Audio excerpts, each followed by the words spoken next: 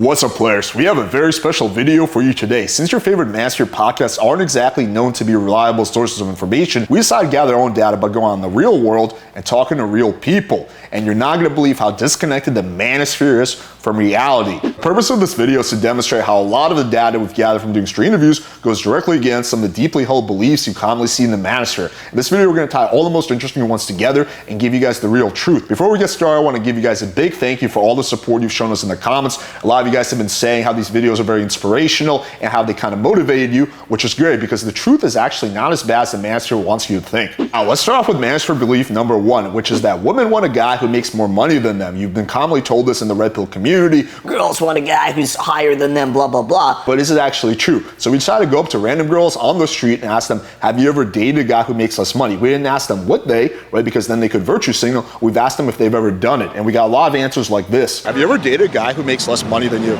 When I was younger, yeah. Yes. Would you do it again? I do it right now. Oh, you're dating a guy right now who makes less money. Cool. Yes.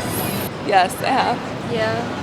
Oh, yeah. See? Yeah. I make no money right now, and my boyfriend also makes no money right now, so So you guys are like pretty much even. yeah. Now look, to be fair, there were some girls that said, no, I've never dated a guy who makes less money than me. I want a guy who makes equal. They were just a small percentage. The majority of girls have dated a guy who makes less money. And this is in a gold digger filled city like Miami. So you can imagine what the answer would be if you were like in Iowa or something like that. And I guess this suggests to you that money isn't quite as important as the Manosphere wants you to think. Now, when we combine that with this piece of footage, when we went up to couples and asked the girl, hey, why'd you choose your boyfriend? We got a lot of answers like this. What made you choose him to be your boyfriend? He's funny.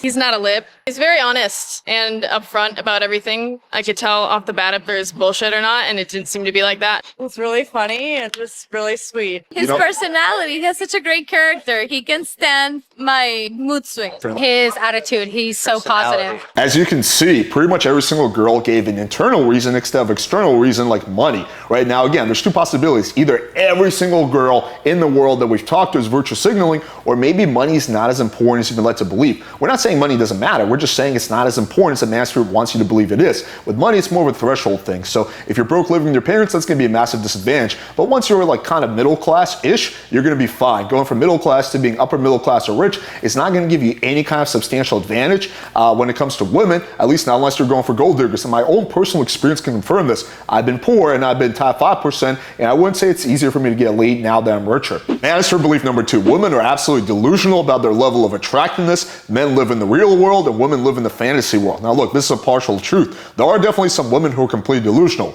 like these. 10, I guess. 10. What about you? I'm a 10. Full 10? You're confident. What about you? Yeah. I mean, obviously, I think I'm a 10. I think I'm a 10. 10. But 10 is like the peak of perfection. So? All right, so yeah, all of that was pure delusion. However, there's also a lot of girls who are pretty spot on about their level of attractiveness, like these. I give her an 8. Okay. I say 8. What about yourself? All done and ready. 8.5. Like a 7? If she's a 7, then I'm like a 6. Now I would rate myself to be like a 4, but with makeup, I'd rate myself as a 7. To give myself a 7 is 6. All these girls are fairly spot on, but are guys any better? That's the big question. Well, let's find out. Rate yourself 1 through 10 purely in terms of looks. 10, 100%. If you don't go with the 10, there's something wrong. No, but like, come on, realistic rating. 10. Yep. 10. Perfect 10? Perfect time, bro. No room for improvement at all? Not really, man, no. No room for improvement from the guy that's like a 5 or 6, but this is very interesting to see. So it's not that women are delusional about their level of attractiveness, it's that a lot of people in general are delusional about their level of attractiveness, and some people live in the real world. So breaking this up by gender is incorrect. It just comes down to a people thing, right? It's not that women are more delusional, it's that a lot of people in general are living in a fantasy world. Manosphere belief number 3. Being friends with a girl is a total waste of time, and once you get friend zoned, it's over. Well, we interviewed a lot of couples, so we asked them, hey, how did you start off your relationship? Was it romantic, sexual, or just friends? And we got a lot of answers like this. How did you guys meet? Church. So when you first met, did you start off dating, or was it friends at first? I was talking to her best friend. Okay, so first you guys were friends? Yeah. Yes. Did you start off as friends, fuck buddy, or like romantically? No, we started as friends. We met on the CrossFit gym. Did you start off as friends, romantic, or fuck buddies? That's us friends, I think. And then how long were you friends for before you started dating? How much? A week?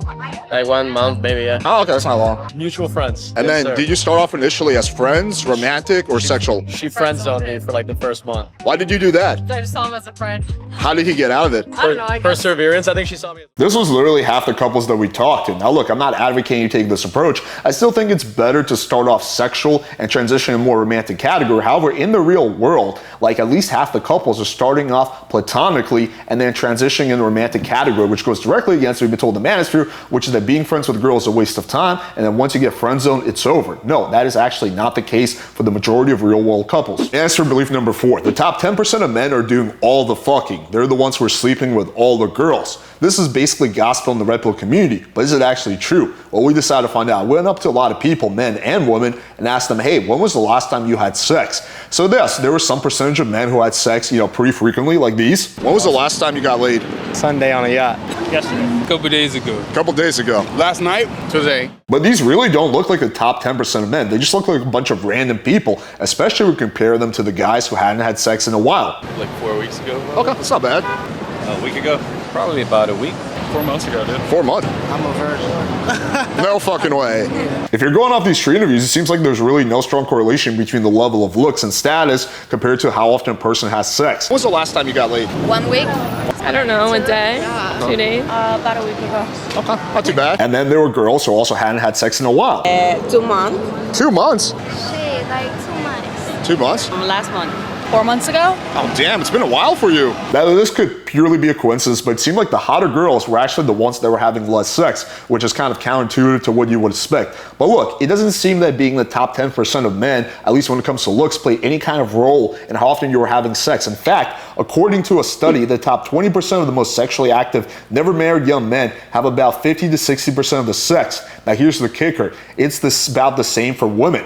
So it seems like there's a small percentage of sexually active men, sexually active women, and they have a lot of sex because they're very promiscuous, and everyone else has a lower body count. But again, according to this, you don't have to be in the top 10% of men to have a lot of sex. It seems like that stuff is not playing a really big role. We're not saying looks don't matter. We're just saying they don't matter nearly as much as you've been led to believe. There was a study that was done where they looked at tens of thousands of people, and they found there's not a big difference between the average body count of a fat person and a guy who's in good shape. It was like 25, 30%. The same thing went to height, right? So again, looks matter, but they don't matter nearly as much as you've been led to believe. And it seems that when it comes to getting laid, the thing that really matters is how promiscuous you are, your game, your charisma, your confidence, and how much effort you're putting into actually going out and fucking the opposite gender. Manosphere belief number 5. And this one directly ties into all the other ones we've talked about so far. This is more of an idea, and it's that most couples are meeting because the guy slides in the girl's DMs, or she likes his photos, or they match on a dating app. But in reality, the vast majority of couples that we talk to, they met in real life, most of the time through friends. Take a look at this. Would you mind sharing really quickly how you guys met? We met at Blackbird.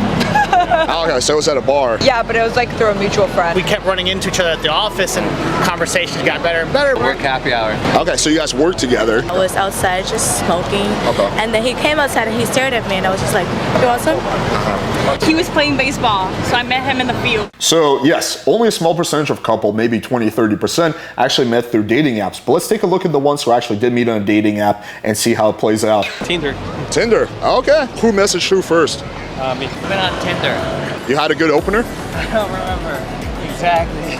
Sure. Met online. Yeah. Well, like Tinder, Bumble. No, we. Instagram. In literally every single one of these examples, the girl is better looking than the guy. That's not to say there wasn't examples where the guy was better looking too, but it seems like that, yes, these guys are clearly not in the top 10%, and they were still able to get a hot girlfriend from online dating. But once again, most couples are not meeting through online dating, they're meeting through social circle. In conclusion, before ending off this video, I do want to say that none of the claims I made are scientific in nature simply because the sample size isn't big enough. For that, I would need a sample size of thousands instead of dozens, and that would not be practical as an independent content creator who's not funded by anybody. But I will say this, I think the data I have is significantly better than pretty much every single one of these red pill dudes whose data is them sitting in their studio circle jerking with other red pill dudes and going off random shit that they read on the internet instead of actually being out there in the real world. I will also say that some of the claims that I made are backed up by real studies, and also for what it's worth, backed up by my personal experience. I always found the whole you need to make more than the girl girl thing pretty ludicrous because I've been broke at some point in my life and now I'm financially successful. I did not notice a significant boost in my dating success. Clout, yes, that can play a major role, but money is not as important as the red pill guys want you to think. Going from making 6 figures, 7 figures is not going to substantially enhance your dating life unless, of course, you are going for gold diggers, right? So this kind of shows you how disconnected the Manosphere is from the real world, and hopefully will get you to question some of these deeply held beliefs, because once you start questioning it, you can try to find the truth, and once you have the truth, that's when you can improve your own dating success.